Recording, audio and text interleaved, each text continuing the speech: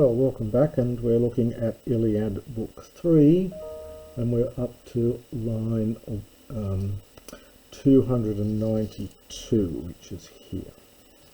So this begins with this A, which was originally from the verb aimi. It's an old verb, and that's about all that survives of it, is this A of speaking. So thus he spoke,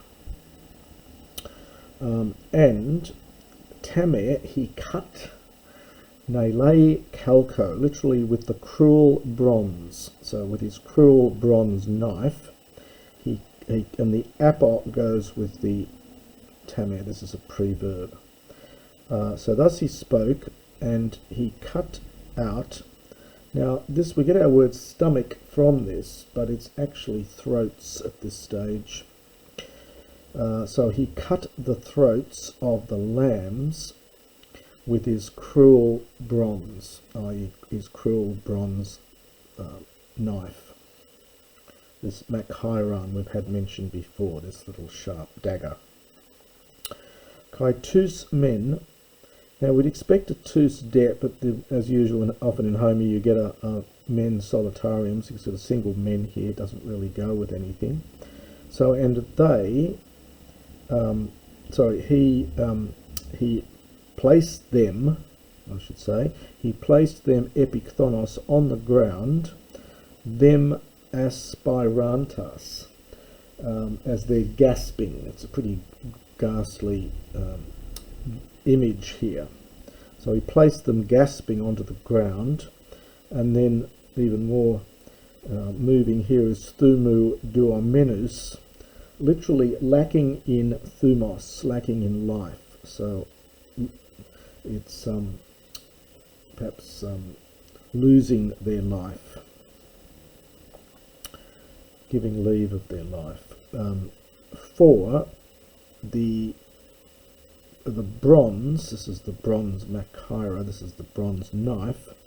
The apo is a preverb with halatop from hyrio, this is the middle. So it took away their menos, their strength. So that's the object, it's a third declension neuter, and that's the subject here. Oinon de ek krateros amphusamenoi. So this is drawing, it's drawing out the wine, dap esin, into the cups. They ek keon, they were pouring it from the mixing bowl. So they were pouring the wine, having drawn it out into their cups from the mixing bowl. And they were praying to the gods who live forever. This is I, and then that gen root here, who exist forever. And thus someone of the Achaeans and Trojans would say, or is wont to say. This is the apen, and it's got that iterative ske ending here. So it's used of something that you do over and over and over again. Homer uses phrases like this at several places in the Iliad as a sort of generalizing description of what various people are doing. So he's saying that lots of people around the camp, both of the Trojans and the Achaeans, were saying something like this. O Zeus, kudisti megesti. Now we've had that before in the earlier section. Most glorious and greatest one, and other immortal gods. Hopotero protero. This is used here. So this is a wish here, and we've got an optative here from paimino, to do harm.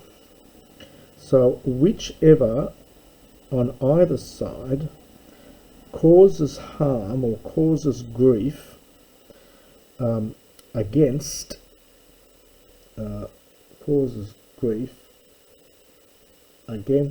the orchia, against these oaths. I think we can just take it as oaths here, or sacrifices of oaths.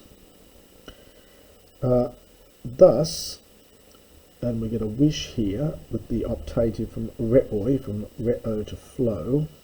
Thus may the brain for him. So thus may his brain flow humadis to the earth like this wine. So this is a curse here. If you break, if anyone from either side causes grief, literally beyond the oaths, so contrary to the oaths, causes any trouble, thus may their brain flow down to the ground like this wine here, both of them and of their children, and may their wives be tamed, so be made subject, aloisi, to others. This is an optative here from Damasdo, or some such form. Hos Ephan, and thus they were saying, nor yet did the son of Kronos fulfill this for them. So although that's what they're praying, this is not what Zeus is going to do. But Priam, the son of Dardanus, meta is a preverb with ape, addressed a word toisi to them. Kekluti mu. Now this is interesting because this is often used, this particular expression with the mu and so on, is often used when addressing gods. This is an example of where it's not. He's addressing the Trojans and well-grieved Achaeans. Anyway, so hear me, Trojans and well-grieved Achaeans, Achaeans with beautiful greaves. Atoi, surely, indeed, this is quite strong, Atoi, indeed Amy, I will go, potty for pros, to windy Ilium. Apps has been delayed here, a nice enjambment here. Back again, I will go back again to windy Troy. Since, upo, not yet, will I endure, tlesomai, so the alpha iota's been elided here, I will not yet bear, horasthai, to look upon, with in my eyes, my philon huion, my own son, or my dear son, or my own son, participle agreeing with huion, Marnemenon, fighting with Menelaus, who is dear to Ares. So he's not going to stand there and watch his son fight with Menelaus. Zeus, perhaps, knows, and the other immortal gods, knows taught this thing, in fact, as for which one of the two, for which one the end of death, esti pepromenon, is fated. This verb only occurs, I think, in the perfect, so it's the verb to be fated, pepromenon. So it's being used as almost as an adjective here, but it is in English, but it is having been fated, so he is fated. So for whichever one the end resulting in death is fated. Era, there's that A again, and thus he spoke, and he placed, the phos, this man, notice the accent here, this is not light, this is man. Phos has got, the light has got a circumflex, and it's a contraction for phaos, this is just phos. Isothios, so the godlike man placed the lambs into the diphros, into the chariot, literally the chair of the chariot, but into the chariot. An for ana again as a preverb with bino, and he himself, fittingly as you might expect, he mounted the he got into it, and kata de ania tainian opisa. This is the same expression we had earlier in this earlier section, the kata is a preverb with teno, so he drew back the reins behind. So he drew back the reins, and again this is a repeat from earlier. And Antenor mounted the chariot beside him, the beautiful chariot. So Antenor mounted the beautiful chariot beside him. So Antenor, of course, is going to do the driving. Tow, the two of them, duel, apon neonto, they made their way, they returned, apsorai, back, Potipharpros to Ilium. Now we do get a men and a de, so the two of them did that, but Hector, the son of Priam, and glorious Odysseus, they began to measure out. It's imperfect. So at first, proton adverbial, began to measure out the choros, the space. This is the land where they're going to fight, the space. But afterwards, having chosen lots, they were shaking them in the bronze helmet. So they put these lots into a bronze helmet, they give it a shake, and then whichever one jumps out, that's the one that wins. So having taken, this is Helontes from Aorist from Hierio, having taken lots, they were shaking them in the bronze helmet, as to which Hopoteros, which of the two, Aphae, this is optative from Aphiemi, might release his bronze shield, pros then in front, so in other words first. So they would take it in turns to throw their spears, and the lot enabled them to decide who shot first. Laoi, and the people, this is from Araamite, pray. The people prayed, Anescon from Aneco, holding up their hands to the gods.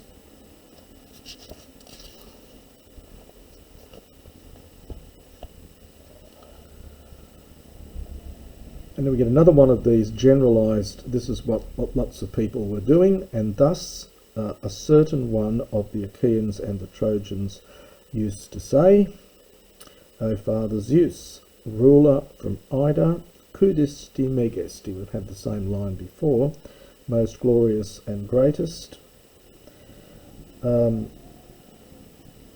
Hopoteros, whichever one of these two placed these erga. Well, erga is works or tasks, but really it's here troubles among the two sides. So whichever placed these troubles between the two sides, dos, grant from Didomi, this is the imperative, grant that he might dunai, descend into the domon aidos, into the house of Hades, apothymenon, destroyed. But that for us the oaths, which are faithful and lovely, might be. But maintain for us our lovely and faithful oaths.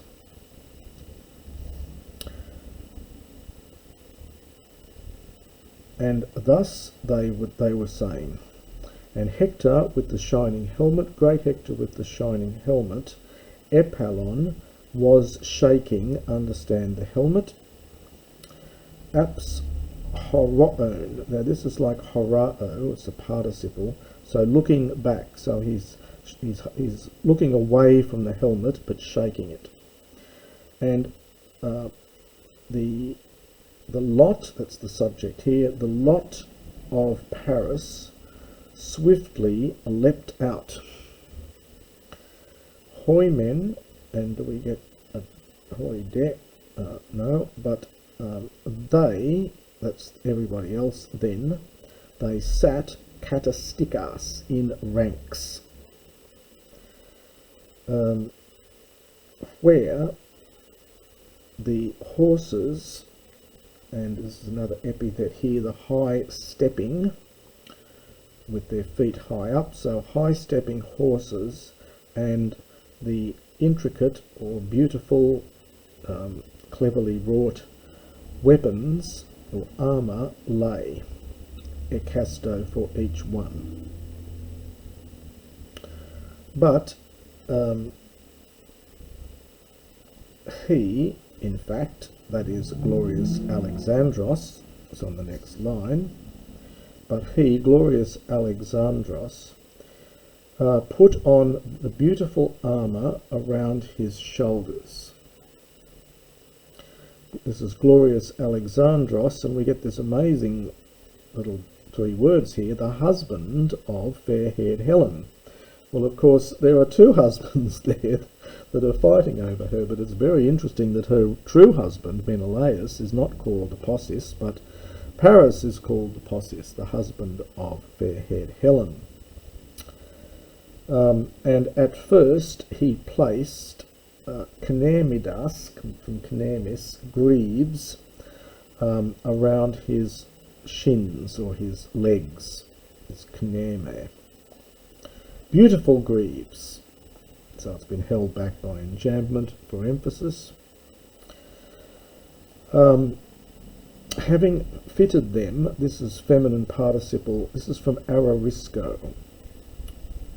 This is the perfect participle from Ararisco, having fitted them to,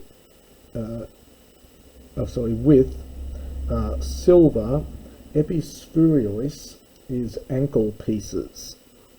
So pieces that are used on the ankle. So having fitted them with silvered ankle pieces. We've had prota, now we get deuteron, and secondly, eduna, he put on next, he put on the thoraca, his thorax around the, his breastplate around his stathos, his breast, plural for singular. You haven't got more than one breast here. Around his breasts, around his breast, he placed this part of his armour, the breastplate. And the breastplate of his, this is hoio, personal adjective, of his brother Lucaon. Hermosi de auton, and he fitted it to himself. We don't get reflexive here, but he fitted it to him, to himself. Baletor, he cast a xyphos, a sword, which was, now helon is a nail, but it means a stud, so he cast his silver studded sword around his shoulders, which was made of bronze. So he cast his bronze sword studded with silver around his shoulders, and then afterwards, understand, he took his mega sakos, his great and strong shield, and where's the verb here? He placed his well-made helmet on his strong head, on his valiant head, Iphthyos. Hippouran, with uros is a tail, so this is a horse's tail, so with horse's hair. So it's with a horsehair plume that is literally horsetail. This is an adjective, hippuris, which is agreeing with the kunei, the helmet. So his horse-plumed helmet. And the lophos, the plume. Now, danon is an adverb here, and the enuen is to nod. So the plume, the lophos, nodded terribly above, or perhaps from above with a then, not a terribly from above. So it's meant to be menacing with waving this horsehair plume. And he took his alkimos, his valiant enkos spear, which array is a pluperfect with it's array, it's pluperfect from ararisco again, which he had fitted. Paleme is your palm, and the fin is an old instrumental. You see it in linear B. So which he had fitted to his, and hoist for him, to his in his palm. So he took a strong grip on it, which he had fitted to his palm, and thus autos likewise Menelaus, warlike Menelaus, put on Entia his armour.